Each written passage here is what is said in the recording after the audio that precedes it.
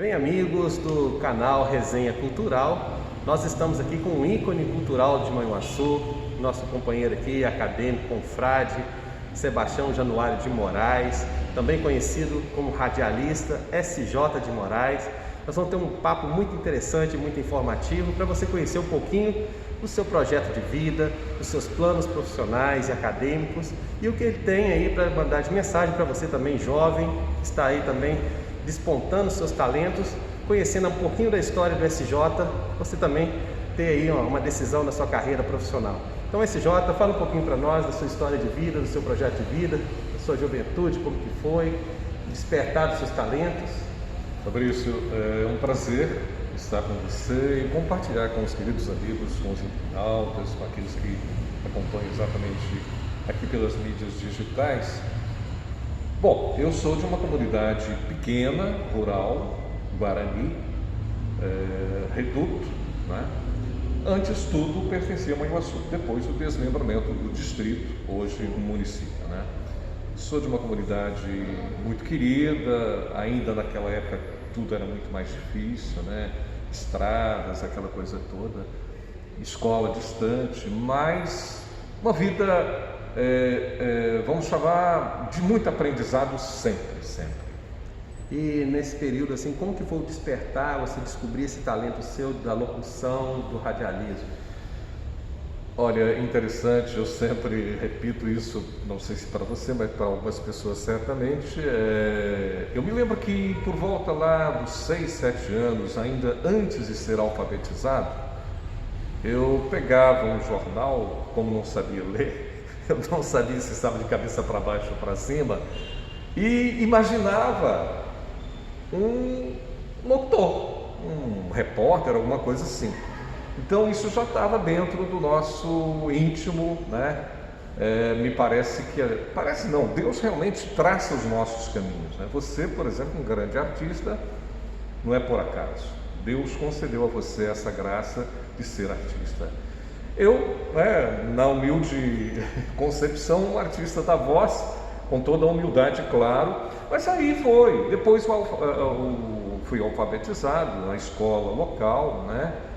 E daí começou, né, aquele interesse de fato por uma leitura à frente lá, uma poesia, um pequeno discurso, depois a igreja, a leitura na igreja, e isso foi assim gradativamente, né? E os pais, assim, como que eles viam você nessa época? Teve uma fundamental, assim, um apoio fundamental dos pais nesse talento seu ou não? Sem dúvida, sem dúvida.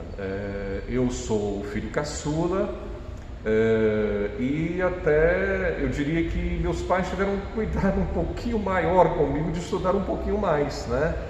Então, andava distante. Quando eu falei da escolinha da comunidade, depois eu continuando os estudos, andava léguas até, de ida, né? Eu passei a estudar em Martins Soares, isso depois.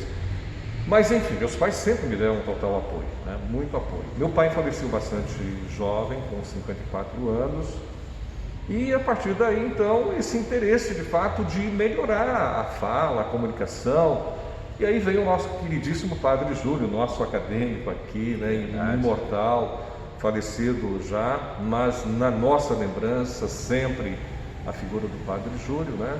E não posso me esquecer aqui do professor Ladiro Guilherme Rombadel, que me deu, assim, na verdade, quando da minha vinda para o rádio, a vaga seria dele. Ah, tá. Mas ele estava casado, constituindo família. Não, eu vou deixar para o Sebastião a vaga, porque ele está jovem, ainda solteiro, isso 17 anos. Então você agarrou a oportunidade. Então você que é jovem, está escutando aí esse exemplo que ele está dando, hoje às vezes você está reclamando aí da dificuldade que tem, da abertura que você tem para você desenvolver seu talento. Olha a dificuldade que ele tinha, morava no interior, tinha que andar léguas para poder ter acesso às coisas, até a escolaridade dele, né? Então, assim, para você ver, ele venceu essas barreiras, essas dificuldades e aproveitou a oportunidade com 17 anos, né, dado também pelo Padre Júlio, né, o nosso saudoso Padre Júlio, que estava à frente exatamente da Rádio Manhuaçu, né? Sim. Então, assim, para você aí que está aí tentando decidir o que você quer, olha que exemplo de vida que ele está dando. Então fala pra gente como que começou esse protagonismo de você começar a tomar decisões que foram cruciais no início da sua carreira. Eu sempre fui bastante observador, e a igreja, Fabrício, né? Nós que somos exatamente, temos esse senso cristão, não importa qual seja a religião nesse momento, né? O jovem que está nos acompanhando, enfim, aqueles que nos acompanham, a religião nos norteia muito e nos ajuda.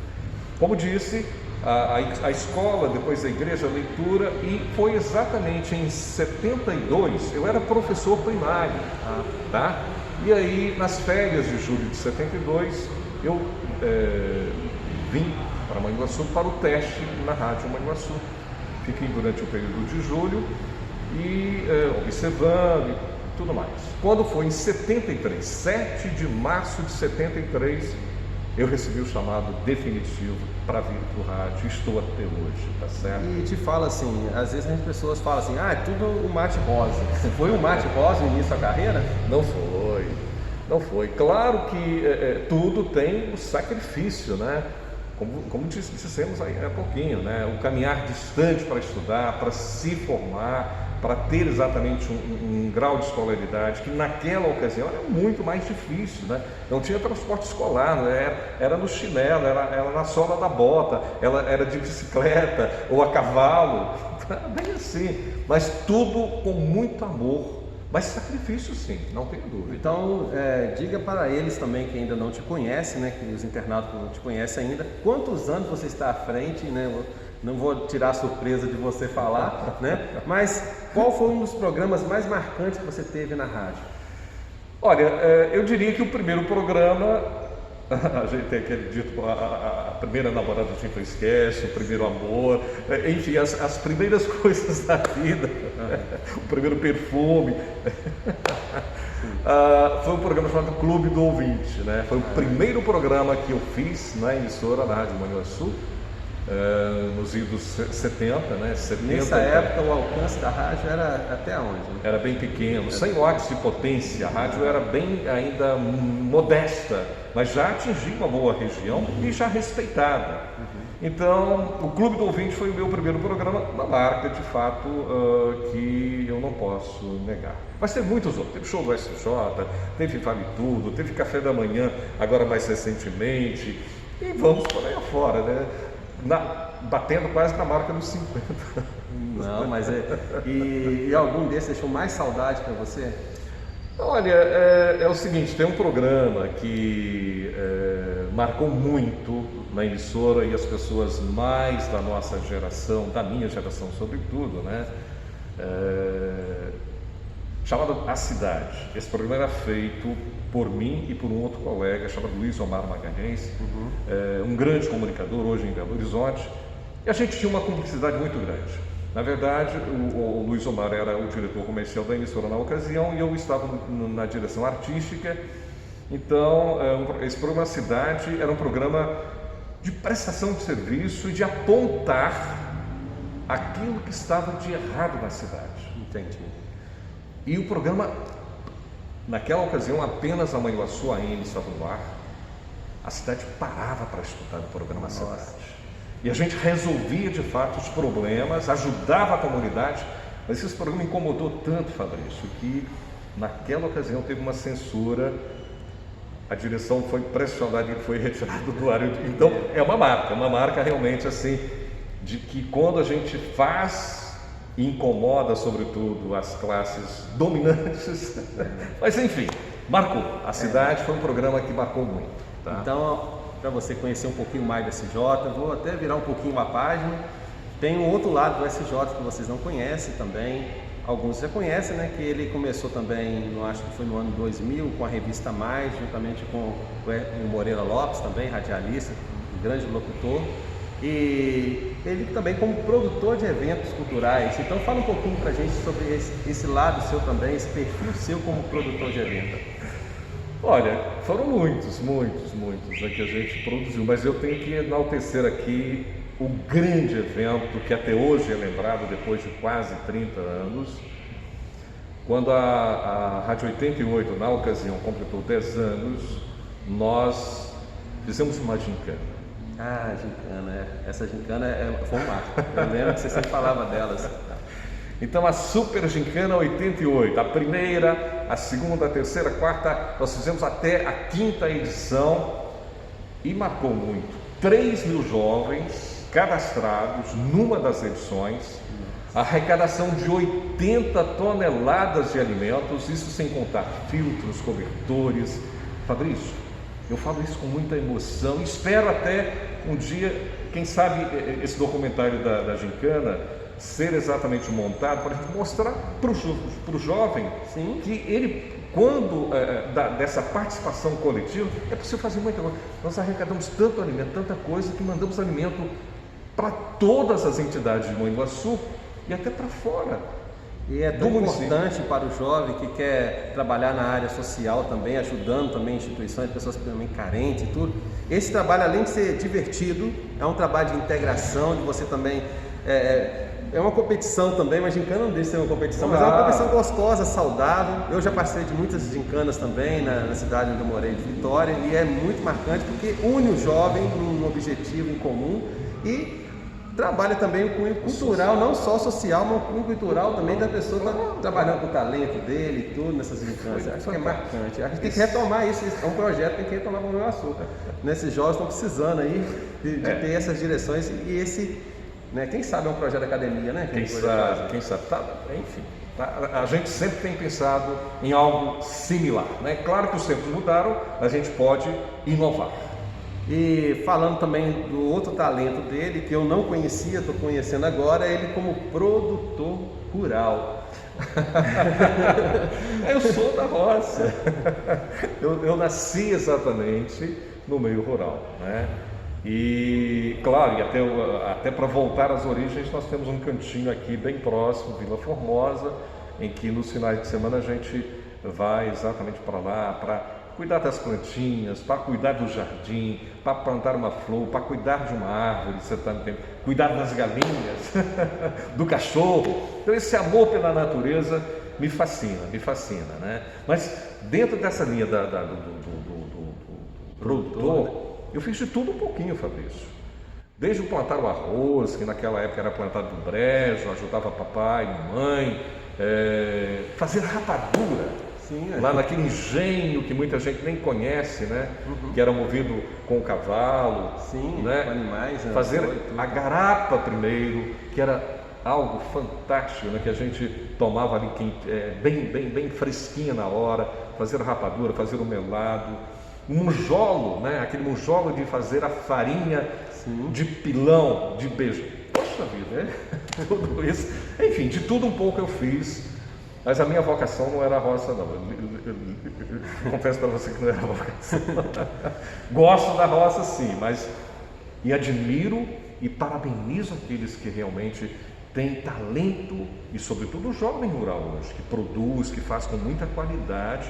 Então a gente tem puxado vamos chamar esse feeling, né, do jovem, e eu parabenizo e admiro realmente o trabalho rural, que é muito legal. E para você também que ainda não conhece o outro lado, ele deixou uma marca muito grande aqui na cidade, à frente do Concept, um projeto maravilhoso que ele vai falar para a gente, que deixou, foi uma bandeira que ele levantou, mas não vou falar. Mas ele vai falar para nós e que ele deixou uma marca muito grande à frente do Concept e que a gente leva até hoje ainda, que esse projeto dele, ele tomou assim, rumos, né, até estaduais, assim, como exemplo também, que é o Olho Vivo da Faixa. Fala para nós. É verdade, Fabrício. Então, é interessante. Somos inquietos. Nós temos uma certa cumplicidade. Eu vejo a sua inquietude de fazer. A gente às vezes causa até um certo ciúme, entre aspas, mas tá no nosso perfil, dessa incomodação de fazer as coisas coletivamente. O Conselho de Segurança Pública, o CONSEP, reunia exatamente ali onde hoje é o escritório eleitoral, onde funciona. Ali era a Câmara, então foi ali que nasceu a campanha Olho Vivo na Faixa. E me lembro muito bem, só resumindo, claro, né, para aqueles que nos acompanham, me lembro que numa das nossas reuniões, em que o comandante Tenente Coronel Geraldo Henrique estava presente e foi provocado por nós do Conselho de Segurança Pública e por uma professora porque a preocupação com faixa de pedestre, né?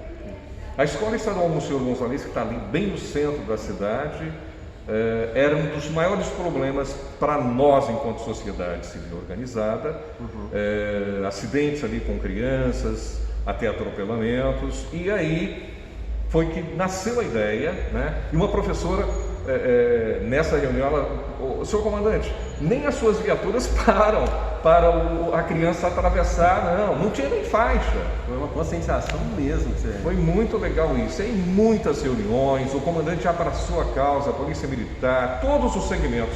E um dado interessante, quando eu digo todos, mas todos mesmos foram ouvidos, carroceiro, ciclista, reuniões pontuais, daí foi uma das campanhas mais bem feitas realmente, que me orgulho muito de ter participado. Ninguém faz nada sozinho, então foi uma participação coletiva, né? E foi muito legal, e a campanha está aí até hoje, quase completando, já vai para 14 anos agora, completando 14 anos, daqui a pouquinho o debutante, a gente precisa inclusive celebrar isso, tomara que a gente seja num patamar mais interessante e de celebrar isso, né? E como eu vejo também, que ele citou a Escola Estadual Maria de Luca, né? E um dos projetos que ele está fazendo exatamente através dessas entrevistas, né, do canal Resenha Cultural, é levar também para os estudantes. Eu sou professor da Escola Estadual Maria de Luca, né, já fui professor ano passado do Projeto de Vida, que a gente conscientizava exatamente para o jovem ser protagonista da sua vida e começar a traçar esses objetivos, escolhendo o seu futuro profissional, o que ele vai estudar, a sua universidade.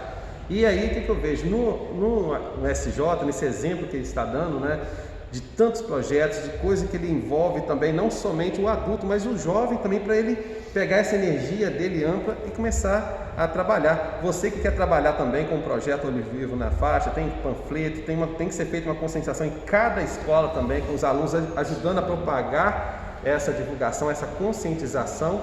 E agora o SJ tem um outro lado, né? Hoje ele é o nosso presidente, que eu falo que eu sou acadêmico, também ele é o nosso presidente, é o atual presidente da Academia Mãe Ossuense de Letras. Eu gostaria que ele falasse um pouquinho dos projetos, como está. A casa passou por uma reforma, uma revitalização agora, nós estamos no processo agora de adaptar tudo direitinho, colocar as coisas, catalogar documentos, livros, arquivos, digitalizar. Então eu gostaria que o SJ falasse um pouquinho para nós da sua gestão à frente, ele como acadêmico, falar um pouquinho do seu patrono, né, o professor Manuel do Carmo, né? Perfeito. Cadeira 19. Então ele vai falar um pouquinho dessa história. Passa pra gente essa história sua agora como acadêmico. Pois nós sempre estivemos de fato voltados para as questões da nossa sociedade. E estar aqui na Casa de Cultura periodicamente, quando ainda não acadêmico, mas nos eventos que a casa proporcionava, e é bom ressaltar que nós estamos exatamente nesse momento aqui, né, dá para aqueles que estão nos acompanhando visualizar esse ambiente aqui. Então, o que ocorre?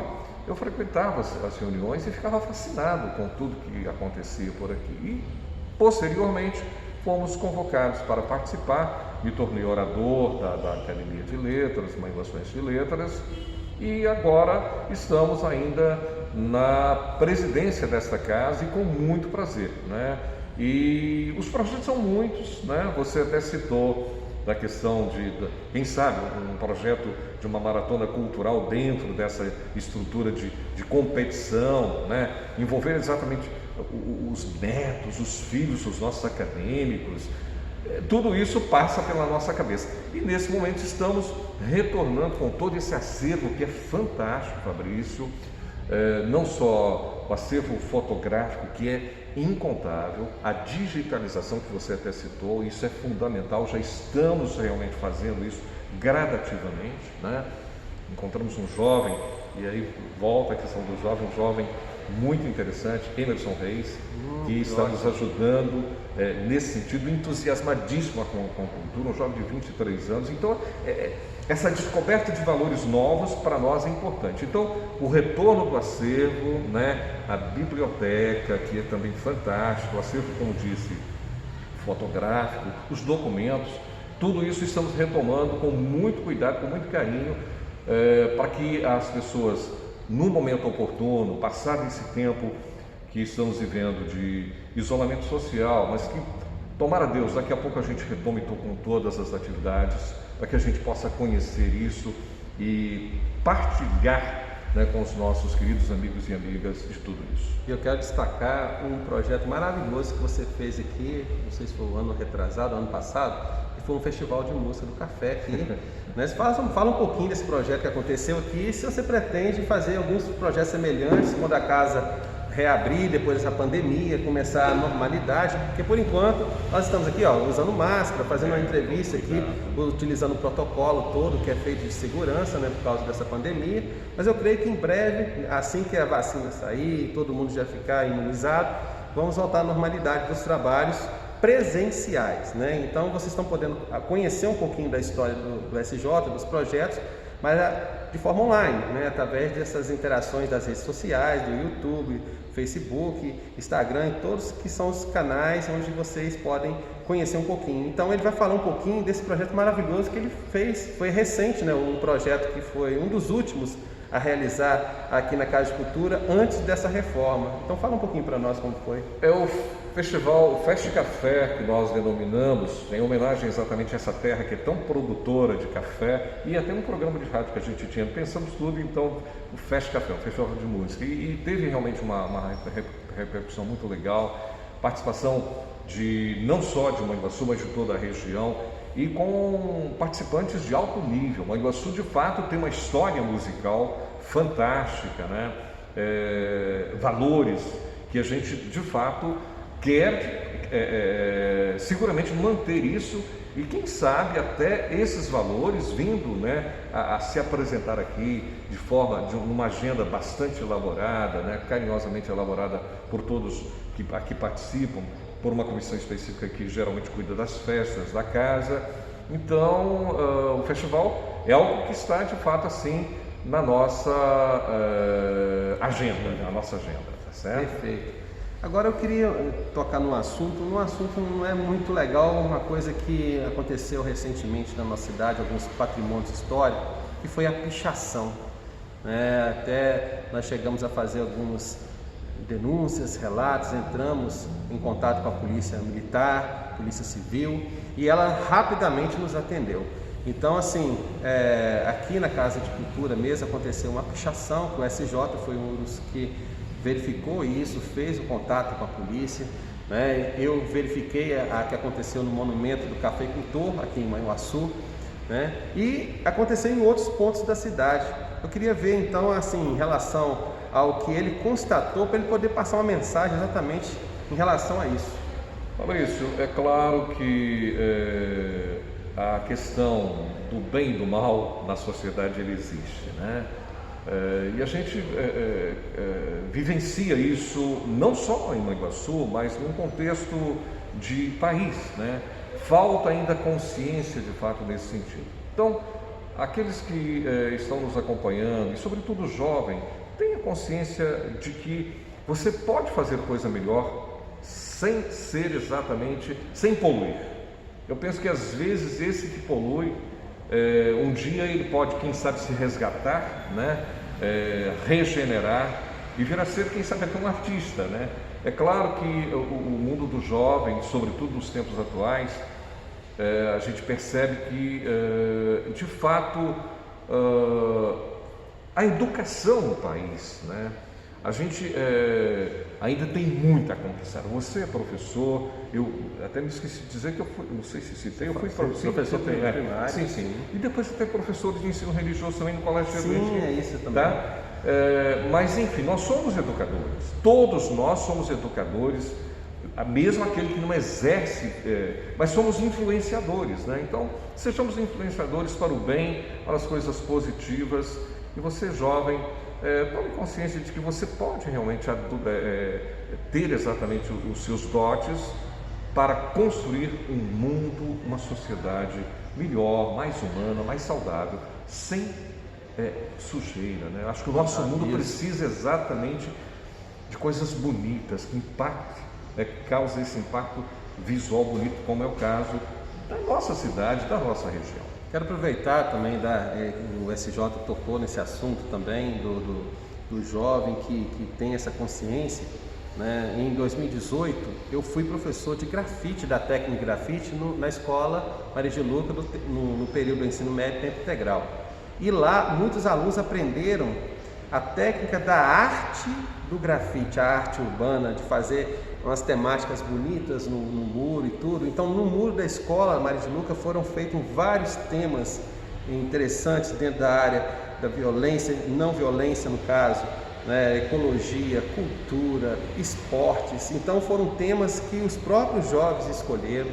E eu gosto de lembrar também que aquele que picha está atrapalhando aquele que é profissional da arte do grafite, aquele que realmente vive disso como profissão, fazendo um trabalho profissional, um trabalho educativo. Tem muitos aqui que fizeram um trabalho maravilhoso que tornou um cartão postal em 2011, quando foi feito no estádio JK. Então, um trabalho que eu fiz da Jornada Cultural, eu estava à frente da Secretaria de Cultura nessa época. Então, muitos artistas de Manhuaçu ficaram conhecidos por causa do que trabalham no muro do estádio JK. E hoje tem alguns que ainda sobrevivem até hoje dessa arte, fazendo, né, com seus clientes, e aquele que picha acaba, né, levando um certo preconceito à figura desse profissional que é o grafiteiro. Então eu falo também para você e valorizo esses artistas que são grafiteiros, que são artistas do bem, que realmente têm essa consciência de embelezar os muros da cidade, trazendo mensagens positivas de paz, né, de preservação, né, ecologia. Então, assim, eles têm essa consciência, isso é muito bonito. E nós, né, estamos aí, através também do Conselho do Patrimônio, a SJ faz parte do Conselho do Patrimônio Cultural. Nós temos que preservar exatamente essas pessoas que lutam exatamente por isso, né? Eles são nossos patrimônios também, os artistas todos da cidade são nossos patrimônios imateriais, né? E lembrando que ele também é do Conselho do Patrimônio, nós estamos aí, né, recebemos essa casa restaurada, daqui a pouco ela vai estar pronta para a visitação de vocês, da sociedade, dos estudantes virem aqui, conhecer também os acadêmicos, conhecer a história dos patronos desses acadêmicos, né? Cada um depois, né, nas reuniões que tiver aberta também para a sociedade, eles explanam, né, levam a conhecer esses projetos maravilhosos. E você, estudante, essa casa é sua, para você conhecer a Casa da Cultura de Manhuaçu. Tem uma história espetacular.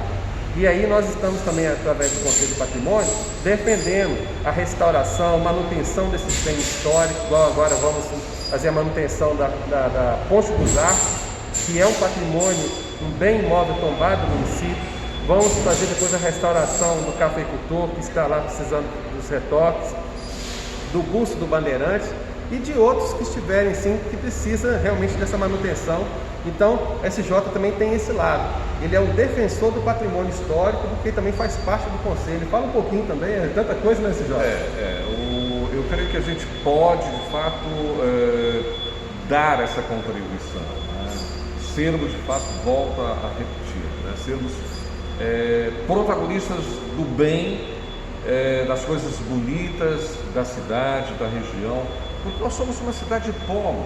As pessoas que vêm aqui veem, né, aquilo que nós temos de positivo, elas realmente remetem para as suas regiões, para as suas cidades. Então, eu penso que o Conselho de Patrimônio, nós que fazemos parte dessa luta diária, nós queremos exatamente isso, preservar aquilo que é de todos, né? A nossa cidade, aquilo que temos de belo e de bonito, a gente precisa preservar, sim, com certeza, sempre.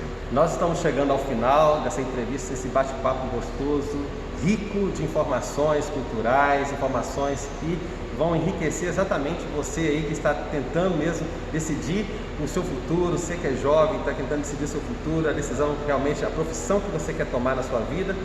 Peço agora ao SJ, nas considerações finais, ele deixar uma mensagem para você ser protagonista da sua vida, do seu futuro, você que está nos ouvindo neste momento. Fabrício, para finalizar, e eu não citei, mas ainda hoje de manhã, rascunhando algumas coisas que, quem sabe, vir alguma coisa mais interessante, um livro, alguma coisa desse sentido, é um projeto, algo que a pandemia está me proporcionando. Então, o registro de voz, só para fechar mesmo aqui, agradecer, antes de mais nada, agradecer a você essa oportunidade. Mas registro de voz foi um evento também dentro da comunicação que despertou valores e talentos para o Brasil inteiro. Brasil inteiro. Temos gente na televisão, no rádio, temos jornalista, né? Enfim. Então, eu quero, como a gente teceu muitos comentários aqui envolvendo influenciadores, sobretudo do jovem, foram 6 edições e que vamos citar alguns aqui, Marcos Palácio, né?